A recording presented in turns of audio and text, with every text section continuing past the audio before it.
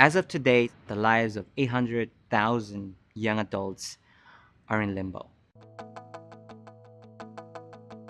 It's very difficult to predict what's going to happen in the next 6 months. I mean, certainly I can tell you what needs to happen in the next 6 months, and that's comprehensive immigration legislation. I mean, Congress needs to act. It was always clear from the beginning when President Obama announced this initiative, DACA, that it was temporary. And I think, part of the work that remains for us as educators, as scholars, as scholar practitioners, is to be involved in that process.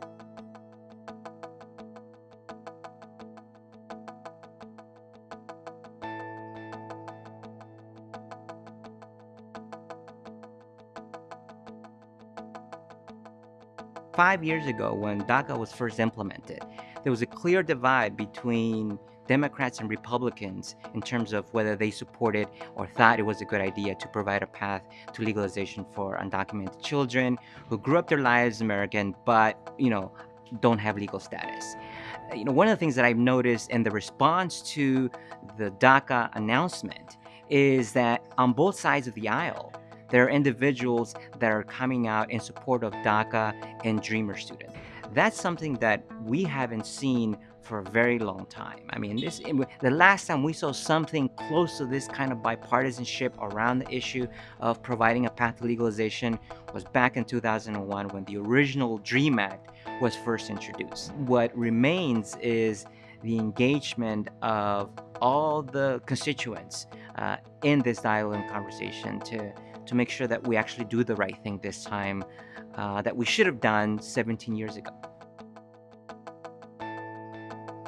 DACA came to be because of the activism and the bravery of young adults declaring themselves undocumented and unafraid. And that began, I think that was sort of the beginning of this, growing and significant youth movement that led to the establishment of DACA. And so I think we find ourselves in our nation's history at another critical point that I think youth are going to be very central to doing the right thing. And just as we, have seen in the last decade of the growth of the immigrant youth movement, my advice is to become part of that movement. The bigger, that involvement is, the more likely it is that politicians are going to be responsive and the elected officials are going to be responsive to what they need to do.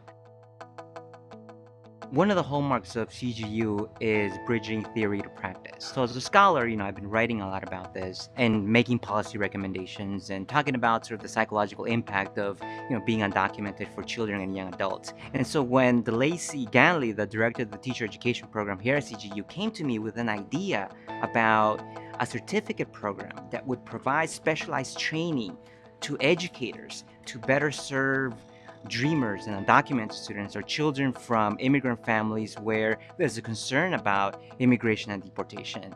I thought this is the best opportunity to put theory to practice. We never imagined just how important and needed it would be when we first, thought about putting it together. Now that we're launching it, and with this, devastating news about, DACA now, being taken away, it's even more important for educators to know specifically, how do I help my students?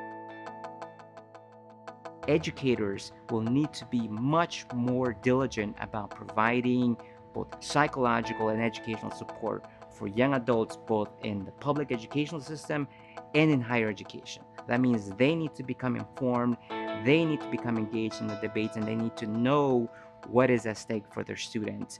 And they need to become advocates and allies.